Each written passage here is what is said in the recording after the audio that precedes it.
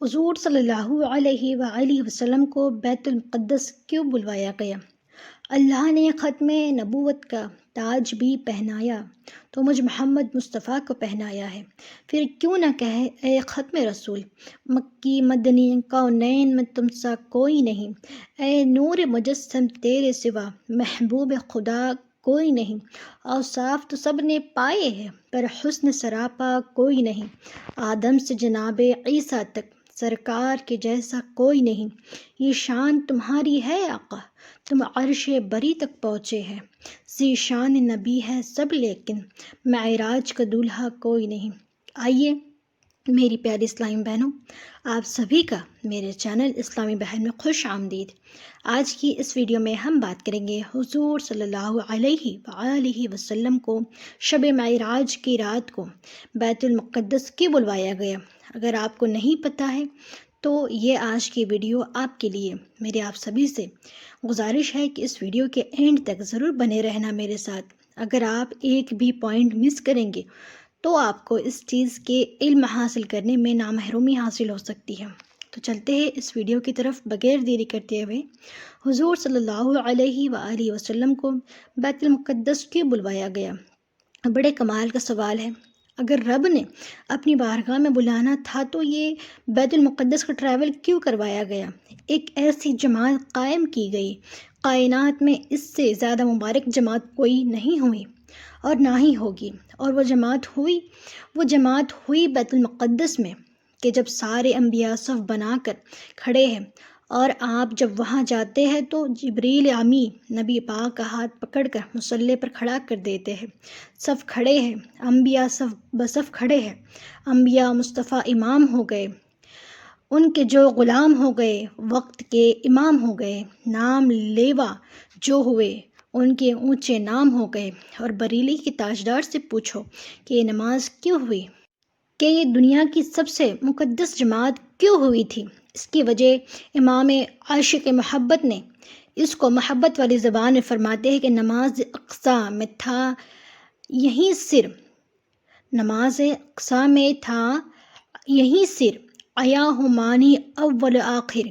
کہتے ہیں جو جماعت ہوئی تھی نا، اس میں ایک راز تھا اور وہ راز یہ تھا کہ پتہ چل جائے کہ اول کون ہے، آخر کون ہے، افضل کون ہے، مفضول کون ہے، آقا کون ہے اور ان کے پیچھے کون ہے۔ سبحان اللہ۔ کہتے ہیں نماز اقصیٰ میں تھا یہاں سر، ہو مانی اول آخر، دست بستہ پیچھے حاضر ہے، تو سلطنت آگے کر گئے تھے، جو پہلے دنیا کر گئے وہ سارے ہاتھ باندھ کر پیچھے کھڑے ہیں۔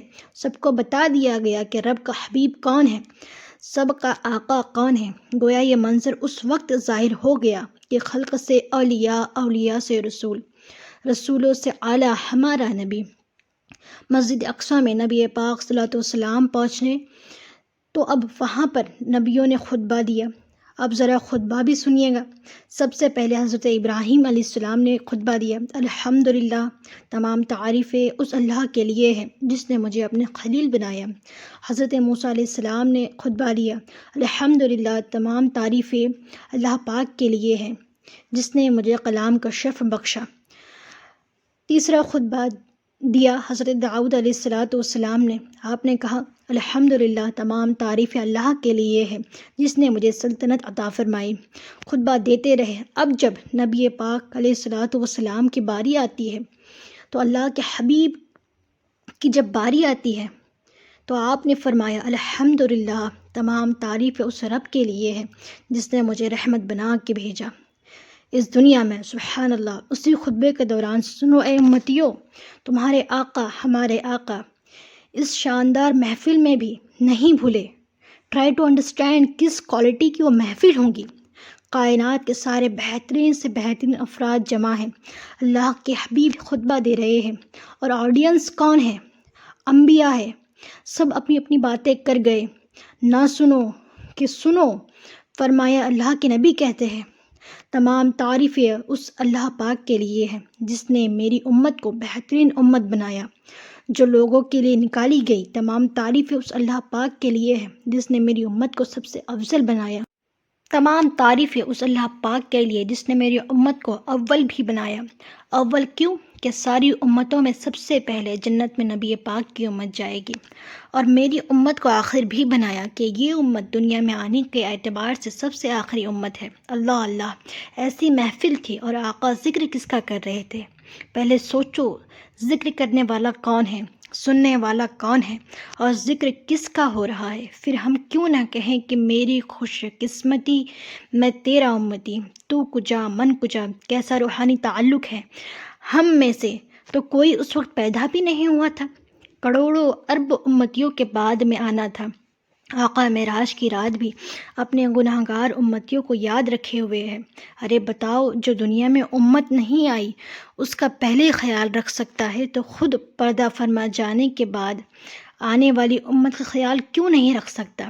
اب آنے والی امت کا خیال کیوں نہیں رکھ سکتا؟ وہ آج بھی مدد فرماتے ہیں، وہ آج بھی نگاہ فرماتے ہیں، وہ آج بھی امت کا خیال رکھتے ہیں۔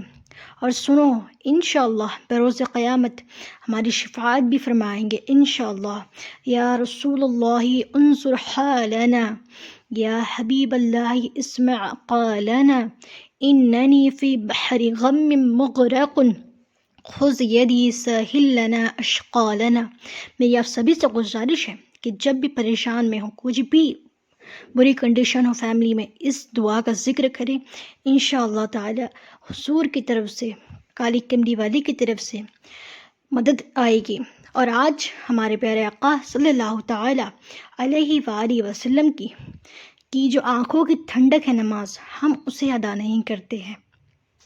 ہم کتنے گنہگار امتیوں کو اپنے خطبے میں بھی یاد رکھا، جو 1400 سال پہلے خطبہ کیے تھے، اللہ سے ملاقات کے لیے جا رہے تھے۔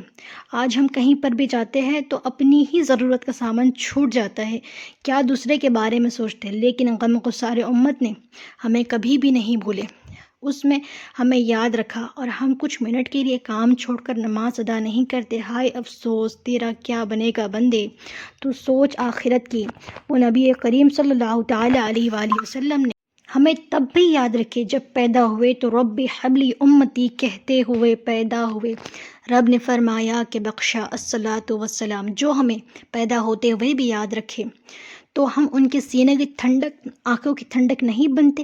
مجھے بڑی خوشی ہوگی کہ اگر کوئی آج یہ ویڈیو دیکھ کر نماز شروع کر دے گا تو مجھے بے حد خوشی ہوگی۔ میری آپ سبھی سے گزارش ہے، بس یہی گزارش ہے کہ اس ویڈیو کو زیادہ سے زیادہ شیئر کریں، تاکہ آپ کی ایک شیئر سے کوئی نمازی بن جائے، جس کا ثواب آپ کو بھی ملے، ہمیں بھی ملے، اور ہمارے پیارے آقا صلی اللہ تعالی علیہ وآلہ وسلم کی آنکھوں کی ٹھنڈک بھی بنے۔